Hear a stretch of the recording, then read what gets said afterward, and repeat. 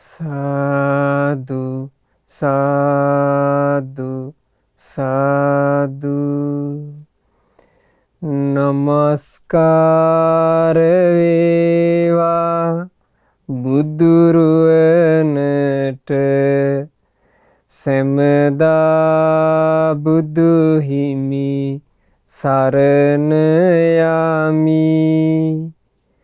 නමස්කාර වේවා ධම්රුවනට සැමදා සදහම් සරණ යමි. නමස්කාර වේවා සංඝරුවනට සැමදා මහා සංඝ සරණ යමි. නමස්කාර වේවා තුනුරුවනට සැමදා තිසරණ සරණ යමි. සාදු සාදු සාදු. මාගේ ගුරු දේවෝත්තම අප හැම දෙනාගේ කල්යාණ මිත්‍ර පරම පූජනීය පින්වත් ලොකු ස්වාමින් වහන්සේට අපගේ වන්දනාව වේවා. සාදු සාදු සාදු. පූජනීය මහා සංඝරත්නයන් අවසරයි වාසනාවන්ත පින්වතුනේ, අද මේ සුපින්බර අරුණෝදයේම තම තමන්ගේ හිත්වල අප විසින් ඇති කරගත යුතු උතුම් පින් සිතුවිල්ල, උතුම් දහම් සිතුවිල්ල තමයි තමන්ම තමන්ට චෝදනා කරගන්න ඕන කියන එක. තමා විසින්මයි තමාහට චෝදනා කළ යුත්තේ. මේ කාරණේ වදාළේ භාග්‍යවත් අපගේ සම්මා සම්බුදුරජාණන් වහන්සේ. බුදුරජාණන් වහන්සේ වදාලා අත්තනා චෝදයත්තානං පටිමං සේත අත්තනා සෝ අත්තගුත්තෝ සතිමා සුකං භික්ඛු විහාහිසි. තමා විසින්මයි තමාහට චෝදනා කළ යුත්තේ. තමන්මයි තමන් ගැන හොඳට විමසා බැලිය යුත්තේ. තමා විසින් තමාට චෝදනා කරගෙන තමා ගැන විමසා බලබල තමාවම රැකගෙන සැපසේ වාසය කරන්න. මේ තමයි භාග්‍යතුන් වහන්සේගේ අවවාදය. ඒ නිසා අද මේ හිමිදිරි උදෑසනම අපි ඇති කරගන්නේ ආන්ගේ හිතවිල්ල.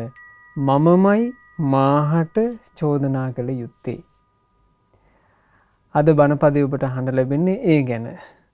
අද මේ දේශනාවට දායකත්ව දරන්නේ නොම්බර 70 සමනල උයන හිඳැල්ලන රත්නපුර යන ලිපිනේ පදිංචි පින්වත් මංජුලා දුෂ්ශන්ති මහත්මිය ඇතුළු ඒ දූදරුවන් විසින් ධර්ම දානයේ ප්‍රධාන අරමුණ තමයි මීට 3 මාසයකට පෙර 2021 ජූලි මාසයේ 7 වෙනි දින මිය පරලෝ යන්ට යෙදුණු කොරෝනා වෛරසය වැළඳීම හේතු කරගෙන මිය පරලෝ යන්ට යෙදුණු මාර්ග සංවර්ධන අධිකාරියේ සබරගමු පළාත් බහාර අධ්‍යක්ෂක ලෙස කටයුතු කරපු පින්වත් ඩේවිඩ් කිරියල් එන්ජිනේරු මහත්මයාට මේ සියලුම පින්පෙත් අනුමෝදනා කරන අදහසිනුයි මේ පින්වතුන්ලා ධර්ම දානය සිද්ධ කරන්නේ.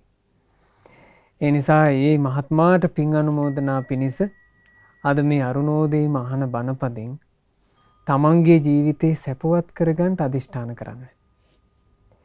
මේක තමයි පින්වතුනි තමන්ගේ ජීවිතේ සැපවත් කරගන්න එකම ක්‍රමය.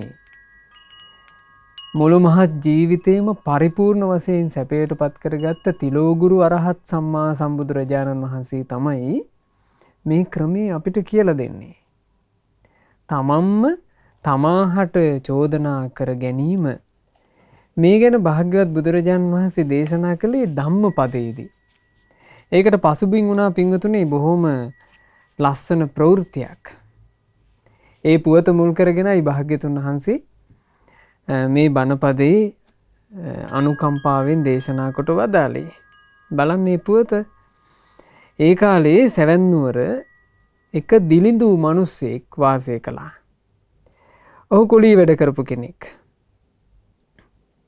කුලී වැඩ කරපු මේ මිනිස්සයාට පිළිවෙලකට ඇඳුම් පැළඳුමක් තිබෙන්නේ. ඉතින් දි รา ගියපු වැරහැලි ඇඳගෙන කාගේ හරි කුලියක් මලියක් කරනවා. දවසක් නගුලකුත් කරේ තියාගෙන මොහු කුඹුරක් සාන්ට යමින් හිටියා. කාගේ හරි කුඹුරක් කාන්න තමයි මේ මොහු යන්නේ. ඔය යද්දී එක භික්ෂුන් වහන්සේ නමක් මේ මිනිහයව දැක්කා. ඒ දකින්නකොට මේ දිලිඳු පුද්ගලයාට සංසාරේ පිනක් තිබ්බ නිසා අර ස්වාමීන් වහන්සේට අනුකම්පාවක් හටගත්තා. මේ මිනිහයා වැරහැල්ලකුත් ඇඳගෙන නගුලකුත් කරේ තියාගෙන මේ විදිහට යනවා දකින්නකොට අනුකම්පාව හටගත්තා. හටගෙන මේ භික්ෂුන් වහන්සේට හිතුණා අනේ මේ මිනිහයාට පිනක් තියනවද දන්නේ නැහනේ. කෝකටත් මේ මිනිහයත් එක්ක චුට්ටක් කතා කරන්න ඕන. අර භික්ෂුන් වහන්සේ මේ මිනිහයාගෙන් අහනවා ඒ මිනිහයෝ ඔහේ ඔහොම දුක් විඳ විඳ දුෂ්කර ජීවිතයක් ගත කරනවට වඩා අපි වගේ පැවිදි වුණා නම් නරකද කියලා ඇහුවා. එතකොට මේ මිනිහයා කටකොනකින් hina වෙලා කියනවා අනේ ස්වාමීනි මේ මං වගේ අසරණෙක්ව කවුද මහාන කරගන්නේ? අපිට කොයින්ද මහානකමක්? එතකොට අර භික්ෂුන් වහන්සේ කිව්වා නෑ නෑ මිනිස්සු එහෙම කියන්න එපා ඔබ. ඔබට පැවිදි වෙන්න කැමැත්තක් තියෙනවා නම් මේ අපි ඉන්නේ මහාන කරන්න. අපිට පුළුවන් ඔබව මහාන කරන්න. ඔබට මේ උතුම් පැවිදි ජීවිතේ ලබා දෙන්න අපිට හැකියාවක් තියෙනවා කිව්වා. එතකොට මේ මිනිස්යාට පින තිබුණු නිසා මේ මිනිස්යාට හිතුණා ඉතින් ඒකත් අගෙයිනේ. මේ අනිත් මිනිස්සුන්ගේ කුඹුරු වල වැඩ කර කර මහන්සි වෙවි ඉන්නවට වඩා මහාන වෙන්න තිබ්බා නම් ඒක පහසුයිනේ. එහෙම හිතුවා. එහෙම හිතලා අර භික්ෂුන් වහන්සේලාට කිව්වා ඉතින් එහෙනම් ස්වාමීනි ඔබ වහන්සේලාට ප්‍රශ්නකුත් නැත්තම් මට ප්‍රශ්නයක් නැහැ. මාව මහාන කරන්න කිව්වා. ඔහොම තමයි ඒ අසරණ පුද්ගලයා ගෞතම සාසනයේ පැවිද්ද ලබන්නේ. පැවිදි වුණා. පැවිදි වෙන්න අරගෙන යනකොට මේ භික්ෂුන් වහන්සේලා අතින් මේ මිනිස්සයා කියනවා ස්වාමීනි මම පොඩ්ඩක් කැලේ ඇතුළට ගිහිල්ලා ඉන්නම්. ඇහුවා ඇයි? ස්වාමීනි දැන් මේ නගුලට මම මක් කරන්නද? මහාන වෙන්න යන්නේකේ මේ නගුල කොහේ හරි පරිස්සමට තියලා යන්නේ කොහොඳයිනේ කිව්වා. නෑ නෑ මහානකමට නගුලක් අදාළ නෑ කිව්වා. ওই නගුල උංගෙ කොහේ හරි වීසි කරලා අපි යමු කිව්වා. මේ මිනිස්සයා එතකොට කිව්වා නෑ නෑ ස්වාමීනි කොහොම වුණත් මේක ඉතින් මට රස්සාව උපද්දලා දීපු මට බත උපද්දලා දීපු නගුලනේ. පස්සේ වමනාවක් වෙන්න බැරිත් නෑනේ. ඒ නිසා ස්වාමීනි මං නගුල පරිස්සමට තියලා ඉන්න. භික්ෂුන් වහන්සේලා කිව්වා හොඳයි. දැන් මෙයා ගිහිල්ලා කැලේ ඇතුලේ පඳුරක් යට තැනක් හොඳට සුද්ධ කරලා නගුල පරිස්සමට එතන තැම්පත් කරලා අනිත් මිනිසෙකුට පේන්නේ නැති වෙන්න මේ නගුල වහලා ආවා. නගුලට විශේෂ සත්කාරයක්, නගුලට විශේෂ ගෞරවයක්, නගුල සම්බන්ධයෙන් විශේෂ සටහනක් එතන තියලා ආවා. ඔන්න ගිහිල්ලා මහාන වුණා. දැන් මහාන වුණාට පස්සේ මේ ස්වාමීන් වහන්සේ දැන් භික්ෂුන් වහන්සේනේ. මේ භික්ෂුන් වහන්සේ ඉතින් මුල් කාලේ සුවසේ දානමාන ටික ලැබෙනවා, හොඳ කුටියක් තියෙනවා, සිවුරු පිරිකර ටික හම්බ වෙනවා. මුල් කාලේ සුවසේ වාසය කළා. මුල් කාලේ සුවසේ වාසය කරාට මොකද ටික ටික සිල් ගුණදම් පුරාගෙන ඉන්න තියෙන ආසාව අඩු වුණා. දැන් බණපද අහන්න කැමැත්තත් එන්න අඩුයි. අරතිය හටගත්තා. ඕකට කියනවා අරතිය කියලා. ගුණධර්ම වඩන්ට අකමැත්ත, ධර්මයේ හැසිරෙන්න එන අකමැත්ත. ඕකට කියන්නේ අරතියනේ. දැන් මොහුට අරතිය හටගත්තා. අරතිය හටගන්නකොට මහා වස්තුවක් වගේ මැවි මැවි පේනවා නගුල. අරතිය හටගන්නකොටම මැවිලා පේන්නේ අර පඳුර අස්සේ තැම්පත් කරපු නගුලම පේනවා. නගුල පේනකොට මේ භික්ෂුන් වහන්සේට ශාසන ව්‍යවහාරයේ මේ බණ පොතේ සඳහන් වෙන්නේ භික්ෂුව ගැන නංගල කළ. මේ නංගුල කුල කියන භික්ෂුන් වහන්සේ අර පරිස්සමට තැම්පත් කරපු නගුල ළඟට යනවා. නගුල ළඟට ගිහිල්ලා වහලා තියෙන එක පාදනවා. කොලාතුලින් වහලා තියෙන්නේ. පාදනවා. පාදපුවම පිංගුතුනේ නගුල පේනවා. නගුල දැක්ක ගමන් හැබැයි ඔහුට තිබුණා විශේෂ දක්ෂකමක්. නගුල දිහා බලාගෙන තමන්ට චෝදනා කරගන්නවා. උඹට කිසි ලැජ්ජාවක් නැහැ. රහතන් වහන්සේලාගේ උතුම් දජේවන චීවරය දරාගෙන උඹ මේ නගුලක් ගැන හිතන්නේ උඹ කාලකන්ණියෙක්. මෙච්චර උත්තමයොත් එක්ක එකට සිල්ගුණ පුරන්ට අවස්ථාව ලැබිලත් ආයෙමත් ගිහි වෙලා කුලියක් කරගෙන ඉන්න හිතන උඹ කොයිතරම් නීචයෙක්ද? ආන් එහෙම තමන්ට ගරහන්ට චෝදනා කරන්න පටන් ගත්තා. තමන්ම තමන්ගේ හිතට ආමන්ත්‍රණය කරන්න පටන් ගත්තා. නගුල ළඟ විනාඩි කීපයක් ඉඳලා ආවට පස්සේ ආයෙ එන්නේ පැවිද්දට හිත හදාගෙන. පැවිද්දට හිත හදාගෙන ඕන ටික දවසක් සිල් ගුණ පුරනවා හොඳට ඉන්නවා. ආයෙ හිත පිරිහෙනවනේ. ආයෙ අරතේ හට ගන්නවා. එතකොට ආයෙ කොහෙටද යන්නේ? නගුල ළඟට. මේ නගුල තමයි තිබුණු ගැටේ. යලි යලි නගුල මැවිලා පේනවා. නගුල ළඟට යනවා. නගුල ළඟට ගියාට පස්සේ ආයෙමත් තමන්ගේ හිතට තමන් චෝදනා කරගන්නවා. මේ තමන්ගේ හිතට තමන් චෝදනා කර ගැනීම කියන එක පිංගුතුනේ අපි විසින් අපේ යහපතට කරගන්න එකක්. අපිව අයහපතේ යොමු වෙනකොට අපි බාහිරයට චෝදනා කරන්නට යන්න හොඳ නැහැ. ඒකයි මේකේ අර්ථය. ගොඩාක් දෙනෙක් තමන්ගේ ජීවිතේ හැම ප්‍රශ්නයකදීම එළියට චෝදනා කරනවා. අහවල්ලු නිසා මට මේ වරදින්නේ. අහවල්ලු හින්දා මට කේන්ති යන්නේ. අසවල්ලු මෙහෙම කටයුතු කරන්නේ නැත්නම් මට කිසි ප්‍රශ්නයක් නැහැ. මට කේන්ති යන්නේම අර මිනිස්සයා හින්දා. අපි කියන්නේ නැද්ද? ඊට පස්සේ සමහරවිට ගෙදර ඉන්නකොට කිසි ප්‍රේමනාප භාවයක් නැහැ. එතකොට කියනවා මේ ගෙදර මිනිස්සු හරියට පිළිවෙලකට ඉන්නවනම් මට සන්තෝෂෙන් හිටියකි. ගෙදර මිනිස්සු හරියට නැති හින්දා තමයි මට මේ ඔක්කොම ප්‍රශ්න. ආයතනේ වැඩක් කරන්න ගිහිල්ලා ඔන්න ටික දවසකින් කියනවා මේ ආයතනේ මේ පුද්ගලයෝ නැත්තම් මං හරි සතුටින් කටයුතු කරන් ඉන්නවා. මට මේ පුද්ගලයෝ හින්දා තමයි ප්‍රශ්න. එළියට චෝදනාව යනවා. අපි සමහරවිට කේන්ති ගිහිල්ලා ලොකු අරුබුදයක් හදාගෙන. ඒ අරුබුදේ හදාගත්තට පස්සේ අපි අනිත් අයට කියනවා මෙහෙම.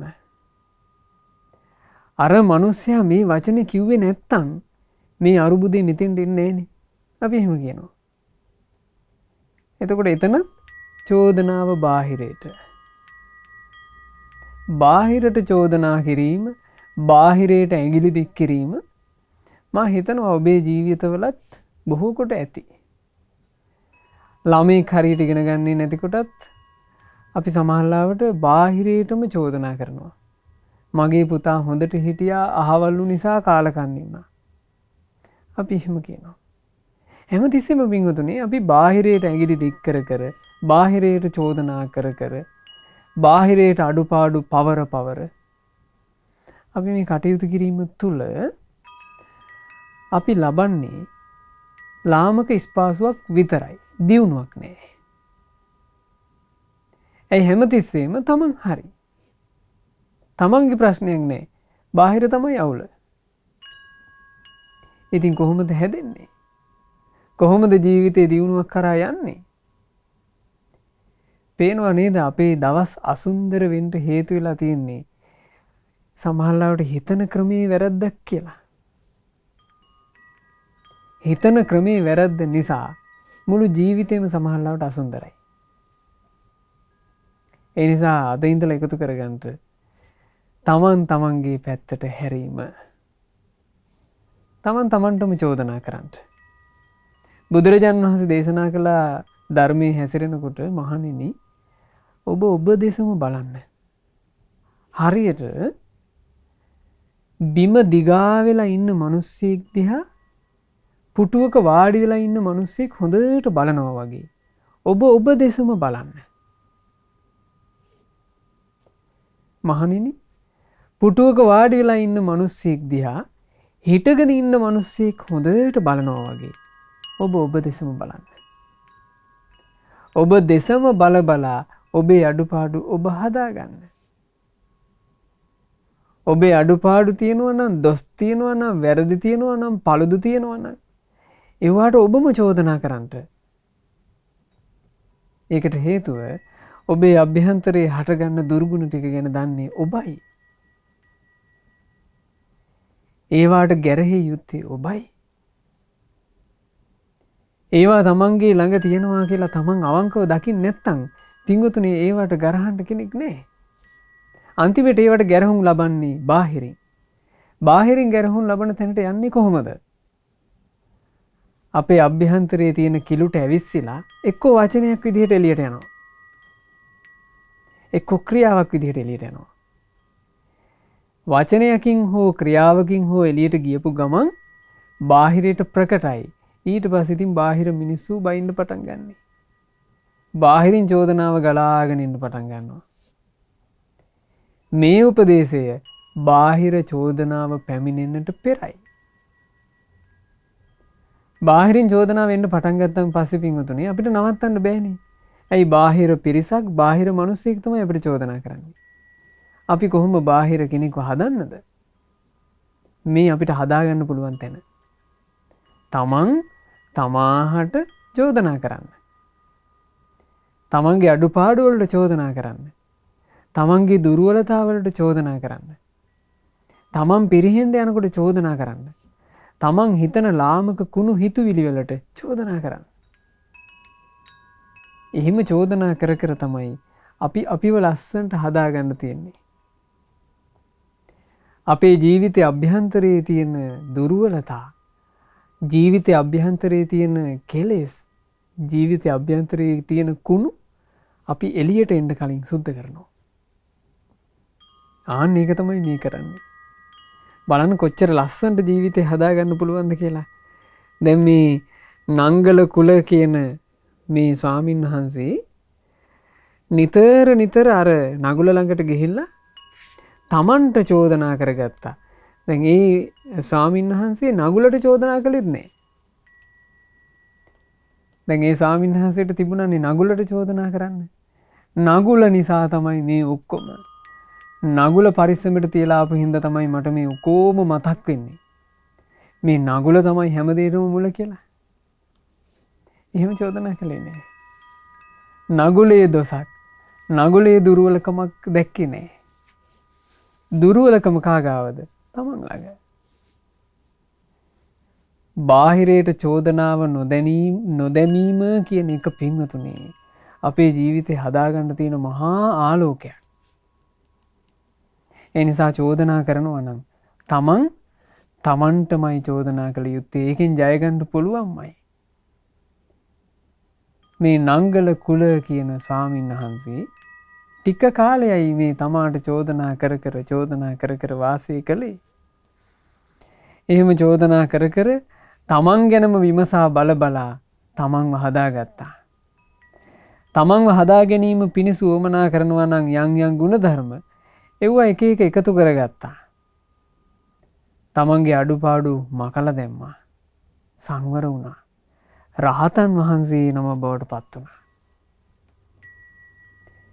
මේ රහතන් වහන්සේ බවට පත් වුණාට පස්සේ භාග්‍යවත් බුදුරජාණන් වහන්සේ සමීපයේ එක අවස්ථාවක නංගුල කුල කියන මේ ස්වාමීන් වහන්සේගේ අරහත්ත්වය උන්වහන්සේ ප්‍රකට කරනවා. ආන්ගේ ප්‍රකට කරපු වෙලාවේ තමයි බුදුරජාණන් වහන්සේ මේ නංගුල කුල කියන උතුම් ස්වාමීන් වහන්සේ මුල් කරගෙන මේ ලස්සන ගාථා වදාලේ අපිට අපේ ජීවිතේ හදාගන්න උවමනා කරන අත්තනා චෝද යත්තානං තමා විසින්මයි තමාහට චෝදනා කළ යුත්තේ. තමන්ට චෝදනා කරන්නට පටිමංසේත අත්තනා තමන්මයි තමන් ගැන නුවණින් විමසා බැලිය යුත්තේ. මම මේ කරන එක හරිද? මම මේ හිතපු හිතවිල්ල හරිද? මං ගත්ත තීරණේ හරිද? මං ජීවත් වෙන පිළිවෙල හරිද? ඒක ගැන තමන් නිතර විමසන්න ඕන. අත්තගුත්තු සතිමා කෙනෙක් හොඳ සිහියෙන් යුක්තව අත්තගුත්ත කියලා කිව්වේ තමුන්ව ආරක්ෂා කරගත්තොත්, තමුන්ව රැකගත්තොත් සුකං බික්ඛු විහාහිසි ඒ භික්ෂුව සැපසේ තමයි වාසය කරන්නේ. අන්න ජීවිතේ සැපේ හොයාගන්න විදිහ මේ විදිහට ජීවිතේ හදාගන්න ඕනම් පින්වතුනි හැම අරුණෝදයක්ම සුපින්බරයි. හැම අරුණෝදයක්ම සුපින්බරයි. මොකද තමන් ඇතුලෙන් තමන්ව ලස්සනට හදාගෙන තමන්ගේ ළඟ තියෙන ගඳ ගහන දේවල් තමන් ඇතුළෙන්ම සුද්ධ කරගෙන තමන්ගේ ළඟ තියෙන යම් කෙලෙටු තමන් අභ්‍යන්තරයෙන්ම සුද්ධ කරගෙන දැන් අපි හිතමු කෙනෙක් ඉන්නවා මූණු හොදන්නේ නැතුව නාන්නේ නැතුව පිරිසිදු වෙන්නේ නැතුව කෙනෙක්. එයාගේ මේ කය එයාටම වෙහෙසක් වෙන එක නවත්තන්න පුළුවන්ද? කෙනෙක් නාන්න නැතුව හිටියොත්, කෙනෙක් දත් මදින්නේ නැතුව හිටියොත්, කෙනෙක් පිරිසිදු වෙන්නේ නැතුව හිටියොත් එයාගේම ශරීරය එයාට පිළිකුල් වෙන්න පටන් ගන්නවා. හරි කරදරයි. ඒ තැන ඇලෙන්න පටන් ගන්නවා, කහන්න පටන් ගන්නවා, නොඑක් මේ බිබිලි ආදිය දාලා ලෙඩ හට ගන්නවා. ඔළුව හොදන්නේ නැතුව හිටියොත් එහෙම උකුණු හට ගන්නවා, ඉස්සොරි හට ගන්නවා. මහා ප්‍රශ්න. ඇයි? තමන්ව පිරිසුදු කරගත්තේ නැති නිසා. ඕන් ඔය වගේමයි මේ හිතත්.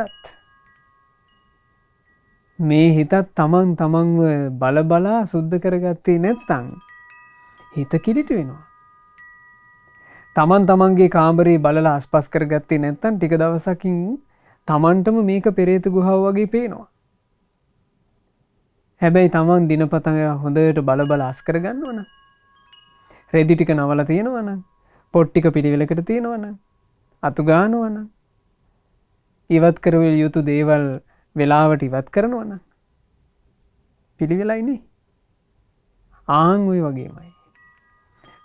වගේමයි මේ හිත සකස් කළ ගත යුත්තේ. බුදුරජාණන් වහන්සේ තව ගාථාවක් වදාලා. අත්තාහි අත්තනෝ නාතෝ අත්තාහි අත්තතු ගති තස්මා සංයමය අත්තානං අස්සං භද්‍රං වවානිජෝ. තමාහට තිබෙන්නේ තමාගේ පිහිට පමණය. වෙන පිට කෙනෙක් කවුරුද තමාහට පිහිට වන්නේ? තම ගමන හදාගන්නේ තමා විසින්මය. වෙලෙන්දෙකු තම සොඳුරු අශ්වයා හොඳින් සුරකිනු විලසින්. එලෙසින් තමාවමය හොඳින් සංවර කෙරිය යුත්තේ. මේ තමයි ශාස්ත්‍රඥ වහන්සේ අපිට කරපු අවවාදේ. තමන්මයි තමන්ගේ ජීවිතේ මනාකොට හැඩගස්වා ගන්නට වෑයම් කළ යුත්තේ. හිතට ගන්න පින්වතුනි හොඳට. ඒ හිතට අරගෙන දසමින් තමන්ව හදන්න පටන් ගන්න. ටිකෙන් ටික. අපි මීට පෙරත් ඔබට සිහිපත් කළා දවසකට අඩුතරමේ එක අඩුපාඩුවක් හදාගන්නට එක ගුණයක් දිනු කරගන්න. තමන් ගාව නැති ලස්සන ගුණයක් එක දවසකට එකතු කරගන්න. තමන් ගාව තියෙන දුර්වලතාව වලින් එක දවසකට අඩුම අයින් කරගන්න. දවසින් දවස ඔබේ ජීවිතේ සුන්දර වෙන්න, ලස්සන වෙන්න, පිරිසිදු වෙන්න පටන් ගන්නෙවි. මේක ලෞකික වශයෙන්ුත් ලෝකෝත්තර වශයෙන්ුත් දෙකෙන්ම ගලපා ගැනීම පින්වතුන්ලාට බාරයි. පින්වතුන්ලාගේ යම් ලෞකික දියුණුවක් ඇද්ද? ඒ ලෞකික දියුණුව කරා යන ඒ වැඩපිළිවෙලෙත් තමන්ගේ රැකවරණය හදාගත යුත්තේ තමන්. ලෞකික දියුණුවට බාධා කරන දුර්වලතා හඳුනාගෙන තමන්ටම චෝදනා කළ යුත්තේ තමා. බුදුරජාණන් වහන්සේ දේශනා කළා රාහුල ස්වාමීන් වහන්සේට, රාහුලය ඔබ යම් හිතුවිල්ලක් හිතන්නට පෙර ඒ හිතුවිල්ල ගැන හොඳට විමසන්ට. මේ හිතුවිල්ල හිතමින් හිටියොත් ඒක මට යහපතක් වෙයිද? ඒක මට කුසලයක් වෙයිද? ඒක මට පිනක් වෙයිද? ඒ හිතුවිල්ල හිතා ඉද්දී මං මැරුණොත් මට සුගතියක් උරුම වෙයිද? දුගතියක් උරුම වෙයිද? මේ හිතුවිල්ල තුල වාසය කිරීමෙන් මගේ අභ්‍යන්තරයේ කිලුටු වෙයිද? පිරිසුදු වෙයිද? මේ වගේ හිතුවිලි වලට ලෝකේ නුවණැත්තෝ ගරහනවද ප්‍රශංසා කරනවද? ඕක හිතන්න කිව්වා. හිතුවිල්ලක් හිතන්ට පෙර. එතකොට බුදුරජාණන් වහන්සේ දේශනා කරනවා රාහුල යම් විදිහකින් ඔබට අඳුන ගන්නට ලැබුණොත් මේ හිතන්ට යන එක නම් මට යහපත් එකක් නෙමෙයි, කුසලයකුත් නෙමෙයි, නුවණැත්තෝ ප්‍රශංසා කරන එකකුත් නෙමෙයි. මේක හිත ඉද්දී පණ ගියොත් එහෙම මට යහපත් වෙනක උපදින්න ලැබෙන්නේ නැහැ. මේක මට විපතක් කියලා අඳුනගත්තොත් රාහුලය ඔබටම ගරහලා ඔබ ඒක නතර කරගන්න. ඔබටම ගරහලා ඔබ ඒක නතර කරගන්න කිව්වා. මොකද්ද උඹ මේ හිතන්ට යන්නේ? මේ හිතුවිල්ල හිත වාසය කරන්න පටන් ගත්තොත් උඹට මහ විනාශයක් නේද වෙන්නේ? ආන් එහෙම හිතලා මේ හිතුවිල්ල හදන්න කිව්වා. බුදුරජාණන් වහන්සේ දේශනා කළා රාහුලය හිතුවිල්ලක් හිතන්න පෙර විතරක් නෙමෙයි. ඒ හිතුවිල්ල හිතමින් ඉද්දිත් ඔබ හොඳ අවධානයෙන් බලන්න ඕන. හොඳ අවධානයෙන් බලන්න ඕන මගේ මේ හිතුවිල්ල හොඳ වර්ගයේ එකක්ද කියලා. බාල වර්ගයේ නරක වර්ගයේ හිතුවිල්ලක් නම් රාහුලය පිටින් කවුරුත් ඇවිල්ලා ඒකට ගරහන්නේ. ඔබමයි ගැරහිය යුත්තේ. ඔබම ගරහා ඔබම ඒ අඩුපාඩු හදන්න. ඊට පස්සේ රාහුලය හිතුවිල්ලක් හිතලා අවසන් වුණාට පස්සේ ඔබ යලි හැරී බලන්න. ආපහු තමන් හිතපු හිතුවිල්ල ගැන හැරිලා බලන්න. මම මේ හිතපු එක මොන જાති එකක්ද? උතුම් හිතුවිල්ලක්ද? වටින එකක්ද? නැත්තම් නුවණැත්තෝ විසින් ගරහන જાතියේ මහ ලාමක එකක්ද මේ හිතුවේ? අපි බැලුවා. බලනකොට අපිට පේනවා අපි මේ හිතලා තියෙන්නේ කිසි කමකට නැති හිතුවිල්ලක් නේ. එතකොට කවුද ගරහන්න ඕන? තමන්මයි තමන්ට ගරහන්න ඕන. තමන්මයි ඒ ක්‍රියාව සම්බන්ධයෙන්, ඒ මානසික ක්‍රියාව සම්බන්ධයෙන් තමාහට චෝදනා කළ යුත්තේ. ඇයි උඹට බුද්ධ ශාසනයක් මුණ ගැහිලත් හොඳ හිතුවිලි හිතන්න බැරි? ඇයි උඹට බණපද අහලත් හොඳ හිතුවිලි හිතන්න බැරි? ඔන්න අපි අපිට චෝදනා කරන්න පටන් ගන්නවා. ඒ චෝදනාව කියලා කියන්නේ පින්වතුනි තමන්ව දුර්වල කරන එක නෙමෙයි. තමන්ගේ අඩුපාඩු හදාගන්න එකක්. ඒ අඩුපාඩු හදා ගැනීම තුළ වේගෙන් දියුණුව කරා යන්න පුළුවන්. ඒ නිසා ඔබ පටන් ගන්න මේ මොහොතේ පටන් ගන්න තමන් පෞද්ගලිකව තමන්ගේ ජීවිතයට නැඹුරු වී බල තමන්ට චෝදනා කර දුර්වලතා හදාගන්න එක. එහෙම හදාගත්තොත් පින්වතුනි මේ බාහිරට අපේ අඩුපාඩු හොයාගන්න බෑ. මහා කස්සප මහරහතන් වහන්සේ වදාරනවා තේර ගාථාවල යම්කිසි කෙනෙක් කල්ැතුවම තමන් ගැන බලබලා තමන්ගේ අඩුපාඩු හදාගන්නවා නම් එයාගේ සිදුරක් හතුරෙකුටවත් මිතුරෙකුටවත් කාටවත් හොයන්න බෑ. ඇයි හේතුව? එයා ඒක ඇතුළින්ම හදාගෙන. ඇතුළින් මෙයා ඒක සුද්ධ කරගෙන. එයාගේ කායික ක්‍රියාවකින් දොසක් එන්නේ එළියට. ඇයි දොසක් එන්න පෙර ඒ කායික ක්‍රියාවට මූලික වෙන මානසික හිතුවිල්ල එයා හදාගෙන. හිතුවිල්ලක් එන්න පුළුවන්. මං මේ පුද්ගලයාට ගහන්න ඕන. මම මේ පුද්ගලයාට හිංසා කරන්න ඕන.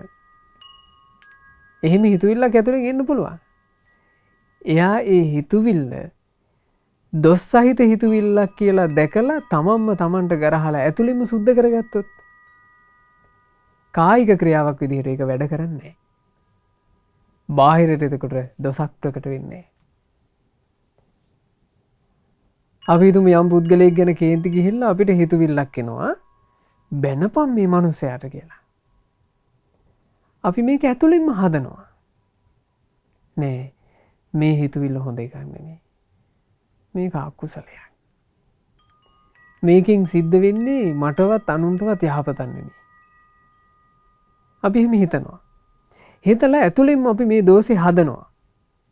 හැදුවාට පස්සේ අර හිතුවිල්ලට අනුරූප වචනයක් අපෙන් එළියට එන්නේ නැහැ. එතකොට බාහිරින් චෝදනා නවතිනවා. පේනවාද ජීවිතය කියන එක ලස්සනට හදාගන්න පිළිවෙල?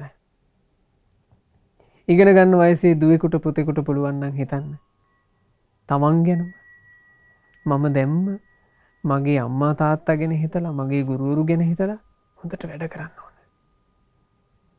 ඉගෙන ගන්න බාධා කරන දේවල් තියෙනවා නම් මං ඒව අයින් කරන්න ඕන.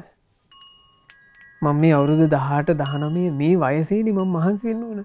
මේ ටික මං කැප කරන්න ඕන. කැප කරලා මං හොඳට මහන්සියලා ඉගෙන ගන්න ඕන. එයා ඇතුලෙන් හිතනවා. ඇතුලෙන්ම හයිය හදා ගන්නවා. අපි හිතමු එයා ෆෝන් එකකට ඇබ්බැහි වෙලා එක්කෝ වෙන මොනවා හරි දෙයකට ඇබ්බැහි වෙලා ඉන්නවා කියලා. එයා ඇතුලින්ම බලලා හදා ගන්නවා මම මේ ඇබ්බැහි ඔක්කොම නවත්තනවා.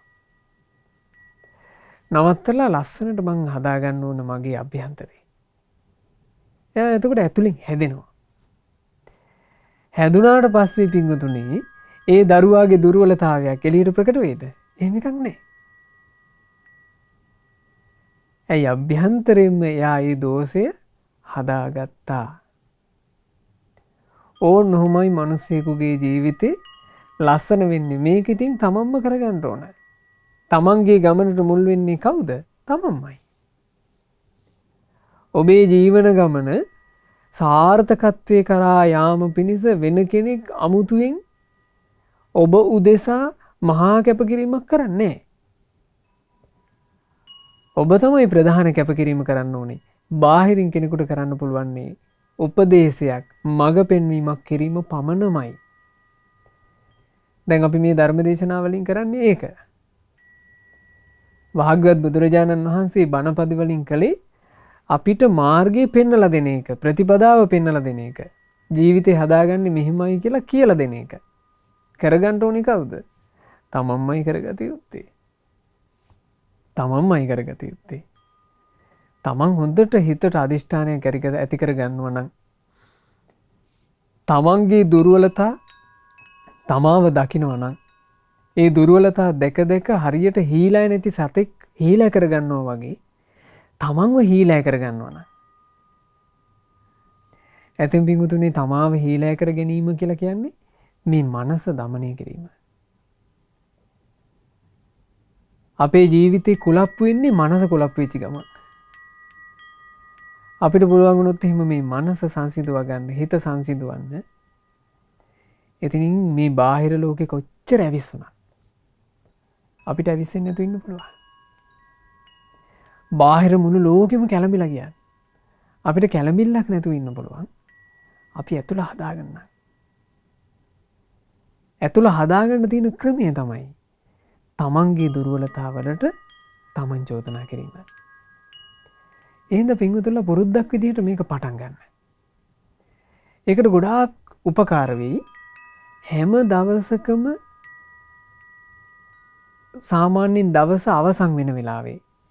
ගොඩාක් වෙලාවට රාත්‍රී කාලයේ නින්දට පෙර වගේ වෙලාව ඔබට මේකට යොදා ගන්න පුළුවන්. දැන් ඇතැම් පින්වතුන්ලා ඉන්න පුළුවන් රැයටත් වැඩ කරන ඒ වගේ කටයුතු තියෙන ඒ පින්වතුන්ලා අවස්ථානුරූපව මම මේ කියන එක ගලපා ගන්න ඕන. තමන්ගේ දවස ගැන තමන් හිතන්ට වෙලාවක් යොදා ගන්න. ඒක මේ තව කෙනෙකුට කියන එකක් නෙවෙයි. මං අද මේ විදිහට තමයි අද දවස ගත කළේ කියලා මේ තමන්ගේ බිරිඳට, ස්වාමියාට, දරුවන්ට, යාළුවන්ට එහෙම කියන එකක් නෙවෙයි මේ. මේක තමන් බලන එකක්. තමන් ආපහු හැරිලා බලන්න තමන්ගේ දවස ගත වුණේ කොහොමද කියලා. තමන් මොනවද කළේ? තමන්ගේ කාලය මේ පැය කීපේ ගත වුණේ කොහොමද? ඒක බලන්න. ඒක බලනකොට පින්වතුන්ලාට පෙනේවි සමහරවිට කාලය අපත ගිහිල්ලා තියෙනවා. වැඩකට නැති දේවල් කරලා තියෙනවා. එක්කෝ නරක හැසිරීම් වල යෙදිලා තියෙනවා. මේවා අහුවෙයි. මේවා එකින් එක අපිට අල්ලගන්න පුළුවන් වෙයි. ඒ අල්ලගත්ත ගමන් ඉක්මනට හදා ගන්න පටන් ගන්න එක එක තමන්ට චෝදනා කර කර. උඹ මොකද්ද මේ කළේ? උඹ අද දවසේ මේක කළාට හෙට දවසට උඹ මේක අරගෙන යන්නේ. අදින් නවත්තනවා. අන්න හදාගත්තා. ඔහොම ඔබ හදාගන්න පටන් ගත්තොත් නිකන් හිතලා බලන්න. ඔහොම ඔබ හදාගන්න පටන් ගත්තොත් ටික දවසක් යනකොට ඔබ ලස්සනට හදාගන්න නැති විදිහ ජීවිතේ ලස්සනට හදාගන්නවා. මේ තමන්ට චෝදනා කිරීම කියලා කියන්නේ දමනය වෙන්න කැමති අයගේ ශිල්පයක්.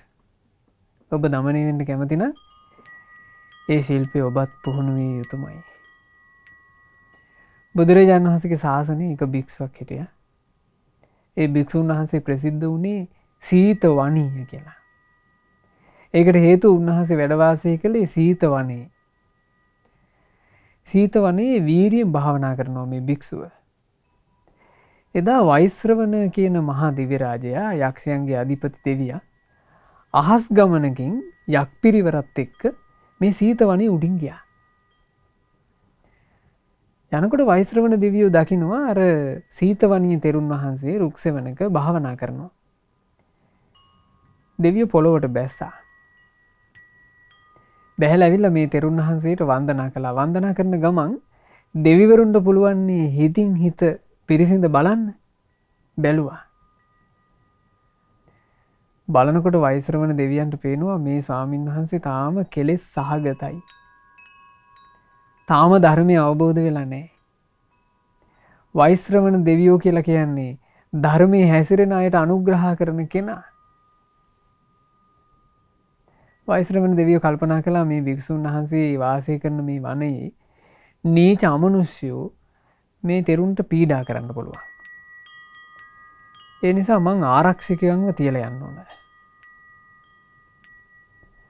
වෛශ්‍රවණ දෙවියෝ එතන පිරිවරේ හිටපු යක්කු දෙන්නෙකුටම කතා කරලා කිව්වා එම්බල මේ තෙරුන් වහන්සේ තමන් වහන්සේගේ භාවනාව සම්පූර්ණ කර ගන්නකම් උඹලා මේ තෙරුන්ට රැකවල් හදන්න ඕන.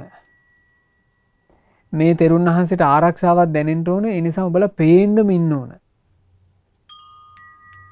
පේන්නම ඉඳලා උන්වහන්සේට භාවනා කරගන්න පහසුව හදලා දෙන්න ඕන. මට දැන් ගමන පරක් වෙන හින්දා මං පිටත් වෙනවා. තෙරුන් වහන්සේ අවදි වුණාට පස්සේ මං විසින් මේක කියපු බව කියපල්ලා කියලා ඔන්න වෛශ්‍රවණ දෙවියෝ පිටත් වුණා. සීතවණී ස්වාමීන් වහන්සේ ටිකකින් S2 විවර කරනවා. දැස් විවර කරද්දී මේන්න දෙපැත්තේ අවි අරගත්ත ලස්සන ආභරණ වලින් සැරසිච්චි මනස්කාන්ත පැහැයෙන් බබලන දෙන්නෙක් ඉන්නවා. සීතවණී තෙරුන් ඇහුවා නුඹලා කවුද? කිව්වා ස්වාමීනි මෙහිමයි සිදුවීම සිද්ධ වුණේ. ඔබ වහන්සේ භාවනා කර කර ඉද්දී වෛශ්‍රවණ දෙවියෝ මෙතෙන්ට සැපත් වුණා. මේ වනයේ ඉන්න නීච අමනුෂ්‍යෝ ඔබ වහන්සේට කරදර කරයි කියලා ඔබ වහන්සේගේ ওই භාවනාව සම්පූර්ණ වෙනකන් අපිට රැකවල් හදන්න කිව්වා. අපේ දෙවියන්ගේ යන කිව්වා. එතකොට සීතවනීය කියන මේ උතුම් ස්වාමීන් වහන්සේ කල්පනා කරපු පිළිවෙල. සීතවනීය ස්වාමීන් වහන්සේ කල්පනා කළා. මේ දෙවිවරු මගේ අභ්‍යන්තරේ දැක්කා. මේ අභ්‍යන්තරය තුල මම තාම කෙලෙස් සහගත කෙනෙක් බව දෙවියෝ දැක්කා. දෙවිවරු අවසානයේ මට රැකවරණ හදන්න ලැහැත්ති වෙලා. මේ පැවිද්දක් ලබලත් ඔබ මොකක්ද කර කර ඉන්නේ සීතවණිය? සම්බුදුරජාණන් වහන්සේ නමකගේ ශාසනයක් තියෙන කාලේ ඒ බුදුරජාණන් වහන්සේ අභ්‍යන්තර ආරක්ෂාව පිණිස දීපු ගුණධර්ම තියෙනව නේද? ඒ ගුණධර්ම වල පිහිට නෙවෙයි උඹට තියෙන පිහිට. ඔබ බාහිරින් රැකවල් දාගෙනද භාවනා කරන්න ලැහැත්ති. මෙහෙම තමන්ට චෝදනා කළා. මේ තමන් පැත්තට හැරී චෝදනා කිරීම කියලා කියන්නේ හික්මෙන්ට කැමති අයගේ ශිල්පයක්. ලාභ සත්කාර ප්‍රසිද්ධිය මේවා කැමති අයගේ එකක් නෙමෙයි. දැන් එහෙම කැමති වුණා නම් සීතවණී ස්වාමීන් වහන්සේ වෙහෙරක් ගානේ ගිහින් කියයි මේ බලාපල්ලා දැන් මං දෙවිවරුන්ගෙන් ලැබෙන රැකවල් මැද භාවනා කරන්නේ. මං වනේ භාවනා කර කර ඉද්දී මගේ වීරිය දැකලා දෙවිවරු ඇවිල්ලා මට රැකවරණ හැදුවා බලාපල්ලා කියලා. අද කාලේ එහෙමනම් සමාජ මාධ්‍යවල දායි. විශේෂ ප්‍රවෘත්ති හදයි. මහා ජංජාලයක් වෙන්නේ නැද්ද? මහා ජංජාලයක් වෙනවා අද කාලේ. හැබැයි එතන හිටියේ හික්මෙනු කැමති භික්ෂුවක්. ඒ භික්ෂුව හික්මෙන ශිල්පය දැනගෙන හිටියා. හික්මෙන ශිල්පය තමන්ට චෝදනා කිරීම. මේ සීතවණී ස්වාමීන් වහන්සේ කියනවා එම්බල යක්ෂණී උඹලා ගිහිල්ලා උඹේ මහ රජුරවන්ට කියපන්. මම බුදුරජුන්ගේ ශ්‍රාවක භික්ෂුවක් බව. බුදුරජුන්ගේ ශාසනයේ හික්මෙන්ට කැමති කෙනෙක් බව. බුදුරජාණන් වහන්සේ අපිට ධර්මය අඩුවෙන් කියලා දීලානේ. බුදුරජාණන් වහන්සේ අපිට ආරක්ෂාව දීලායි තියෙන්නේ. ඒ තමයි සිහිය, සති ආරක්ෂාව. අපිට ඕනේ නෑ බාහිර රැකවරණ. ඒ මහරජුරන්ට කියපන් මම බාහිර රැකවරණේ ප්‍රතික්ෂේප කළා. සිහිය නම් වූ අභ්‍යන්තර ආරක්ෂාවෙන් යුක්තව මං මගේ කටයුත්ත කරගන්නවා කියලා කිව්වා කියපන් කිව්වා. යක්කු දෙන්නා වන්දනා කරලා නොපෙනී ගියා. වෛශ්‍රවණ දෙවියෝ අතින් ওই කාරණේ කිව්වා. කිව්වා විතරයි දෙවියාට අප්‍රමාණ සතුටක් හටගත්තා. බුදුරජුන්ගේ ශ්‍රාවක සංගරුවන මෙතරම් අසිරිමන්ත. සීතවණී ස්වාමීන් වහන්සේ භාවනා කරන්න පටන් ගත්තා. දැන් තමන්ට චෝදනා කර තමයි මේ භාවනාවට එළඹුණේ. තමන් ධර්මය අවබෝධ කරන්න ප්‍රමාද වීම නිසා දෙවිවරුත් පැමිණිලා මේ වගේ අමුතු වැඩක් කරලා ගියා. ඒ නිසා ප්‍රමාද වෙන්න එපා සීතවණී කියලා. භාවනා කළා. රහතන් වහන්සේ නම බවට පත් වුණා. දැන් රහතන් වහන්සේ රුක්සෙවණේ වාඩි වෙලා ඉන්නවා. වෛශ්‍රවණ දෙවියෝ රහතන් වහන්සේව බලන්න එනවා. එද්දී භාවනා කරනවා. ඇස් දෙක පියාගෙන. ඒ වෙලාවේ වෛශ්‍රවණ දෙවියෝ අර මුල් අවස්ථාවේ වගේම හිතින් හිත පිරිසඳ බලන්න උත්සාහ කළා. හැබැයි දැන් දෙවියන්ට මේ රහතන් වහන්සේගේ හිත දකින්න පුළුවන්කම ඇත්තේ නෑ. රහතන් වහන්සේලගේ චිත්ත ස්වභාවය ගැන පින්වතුනි ධර්මයේ තියෙනවා. ආකාසේව සකුන්තානං පදං තස්ස දුරන්නය. අහසේ පියාසරා යන පක්ෂීන්ගේ පාසටහන් අහසේ නොපිහිටනසේ රහතුන් භාවනාවට ගන්න අරමුණවත් බාහිර කෙනෙකුට දැකිය නොහැකිය. බලන්න අසිරිමත්. එතකොටම වෛශ්‍රවණ දෙවියන්ට තේරුණා මේ උත්තමයා කෙලෙස් නැසලා. එසැනින් භාග්‍යතුන් වහන්සේ ඉදිරියට ගිහිල්ලා වෛශ්‍රවණ දෙවියෝ කියනවා ස්වාමීනි භාග්‍යතුන් වහන්සේ සති ආරක්ක සම්පන්නෝ සිහිය කියන උතුම් ආරක්ෂාවෙන් යුක්තව සිටි දිතිමා විරිය සමාහිතෝ ධෛර්යවන්ත, වීරියවන්ත, එකඟ වූ සමාහිත සිතක් ඇති අනුජාතෝ සත්තු සම්භූතෝ ශාස්ත්‍රූන් වහන්සේගේ අනුජාත පුත්‍රයෙකු වන ඒ සම්භූත තෙරණුවෝ. එතකොට මේ භික්ෂුවගේ නම සම්භූත. නමුත් ප්‍රසිද්ධ වුණේ සීතවණිය කියලා. තේ විජ්ජෝ මච්චු පාරගු ස්වාමීනි ත්‍රිවිද්‍යාව ලබාගෙන මාර විෂය පරාජය කොට ජයගත්තා. ආන් එහෙම ගුණ ප්‍රකාශ කළා.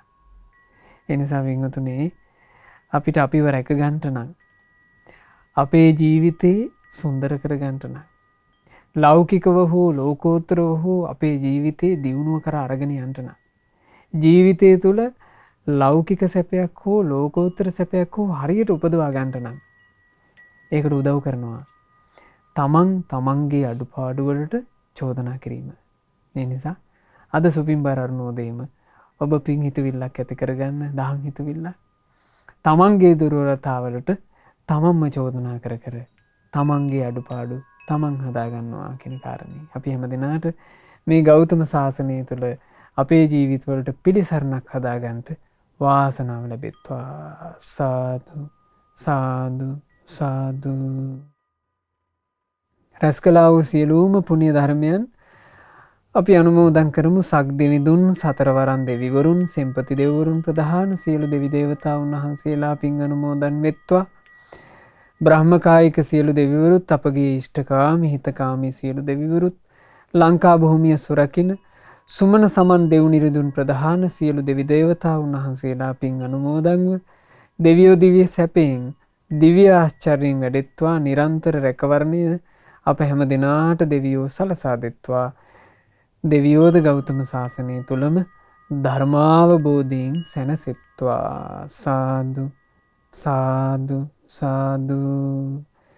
අපගේ ගුරු දේවෝත්තම කල්යාණ මිත්‍ර පරම පූජනීය පින්වත් ලොකු ස්වාමීන් වහන්සේට මේ සියලු පුණ්‍ය ධර්මයන් අනුමෝදන්ව ගුරු දේවයන් වහන්සේ නිදුක් වෙත්වා, නිරෝග වෙත්වා, දීර්ඝායුෂ සම්පන්නියම ලබත්වා. මේ ගෞතම බුදු සසුන තුළම උතුම් වූ චතුරාර්ය සත්‍ය ධර්මය පරිපූර්ණ වශයෙන්ම අවබෝධ කරගන්නට වාසනාව ලැබෙත්වා. සාදු සාදු සාදු.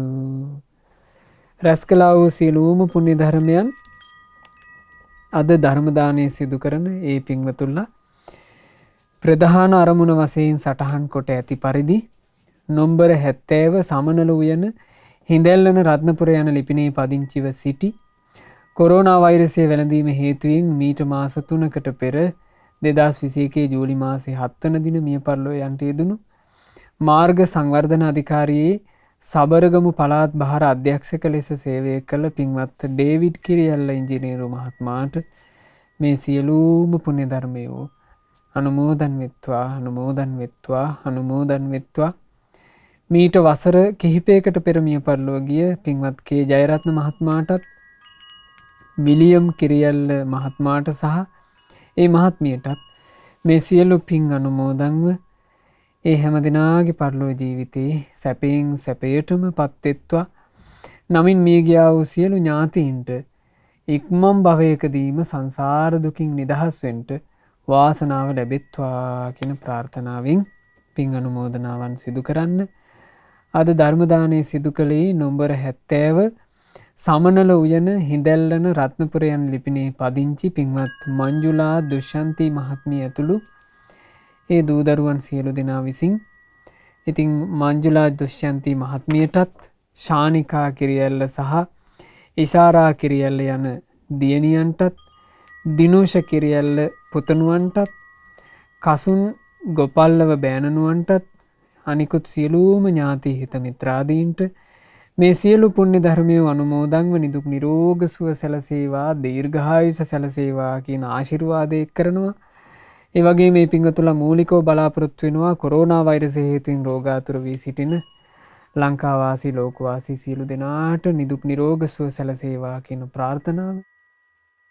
ධර්ම දානයේ සිදු කළා වූ ඒ සුපින්වත් සියලු දෙනාටත් ශ්‍රද්ධා මාසික ධර්ම දාන සමාජික පින්වතුන්ලාටත් ශ්‍රද්ධා කාර්ය මණ්ඩලයේ සියලු දෙනාටත් ඒ වගේම සුපින්වත් ඔබටත් මේ හිමිදිරි උදෑසනම උතුම් බණපද අසා සිත් පහන් කරගෙන රැස් කළා වූ සියලු පුණ්‍ය ධර්මයන්ගේ ආශිර්වාදයෙන් ධර්ම දානමේ පිණි අනුහසින් රත්නත්‍රයේ ආශිර්වාදයෙන් සියලු දෙවියන්ගේ රැකවරණයෙන් සියලු යහපත සියලු අභිවෘද්ධිය උදා වේවා. රැකී රක්ෂා දූ දරුවන්ගේ අධ්‍යාපන කටයුතු මේ හැමදේම සාර්ථක වේවා.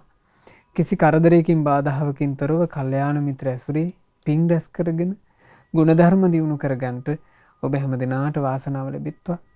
මේ ගෞතම ශාසනය තුල තමන්ගේ අඩුපාඩු හොඳින් හදාගෙන ලස්සන සුන්දර ජීවිතයක් උපදව ගන්න හැම දිනාට වාසනාව ලැබෙත්වා. මේ ගෞතම ශාසනය තුලම චතුරාර්ය සත්‍ය ධර්මය අවබෝධ කරන්න හැම දිනාට වාසනාව ලැබෙත්වා. හැම දිනාටම තෙරුවන් සරණයි. නමෝ බුද්ධාය.